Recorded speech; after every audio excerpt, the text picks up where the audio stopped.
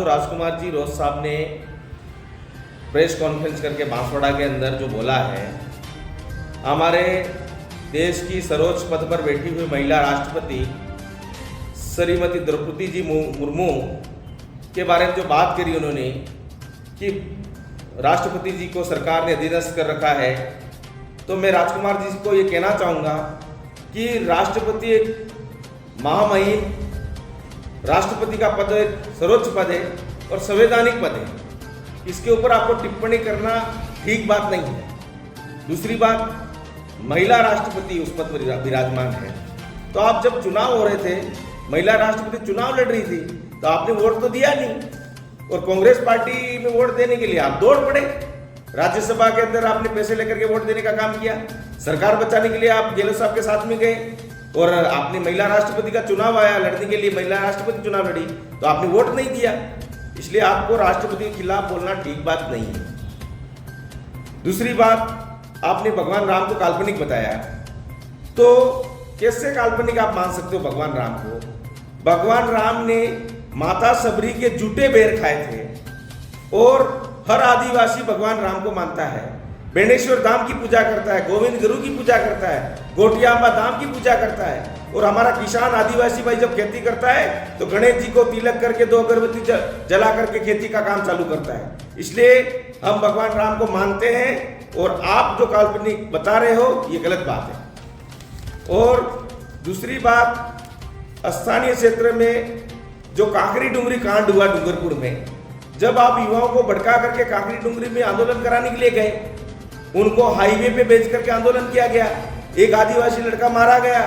जब मुकदमा दर्ज हुआ, आप गेहलोत साहब के टच में थे, उनके साथ में थे, सरकार में थे, आप सरकार आपने बचाई थी, तो आप तो गेहलोत साहब से सीधी बात कर लेते सरकार में कि क्या मामला है, क्या मुद्दा है। हमारे आदिवासी भाइयों को सड़कों पे ले जाकर के मुकदमे फंसाने क्या जरूरत थी? जब हमारे आदिवासी बेरोजगार भाइयों के खिलाफ मुकदमा दर्ज हुआ, कई लड़के युवा जेल गए, हाईकोर्ट के अंदर पेशियां कर रहे हैं, और अभी भी घूम रहे हैं बेरोजगार।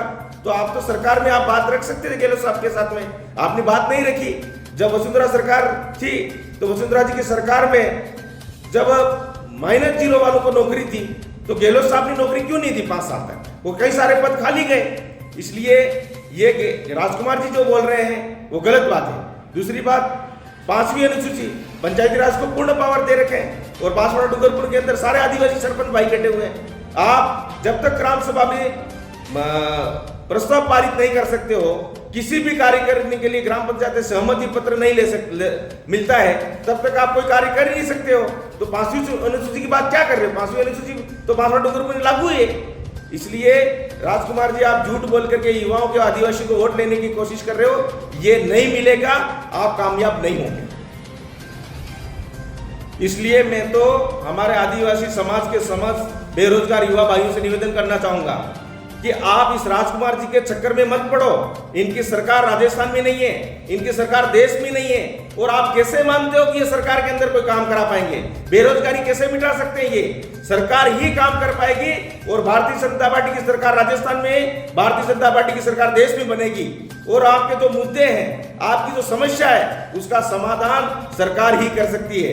इसलिए युवा भाइयों से निवेदन है, आप राजकुमार जी की झूठी बातों में मत आओ। अर्जुन जी बामणिया के साथ लेके घूम रहे हैं, कांग्रेस ने झूठ बोल करके पहले वोट लिए थे, अभी भी झूठ बोल करके वोट लिए, और हमारे सारे आदिवासी भाइयों का विकास रुका है। इसलिए इनके बेकावे में नहीं आए, और भारतीय जनता पार्टी को अधिक से अधिक मतदान करें, और मोदी सरकार से जुड़े, और राजस्थान के अंदर बेरोजगारी भी मिटेगी और विकास भी होगा।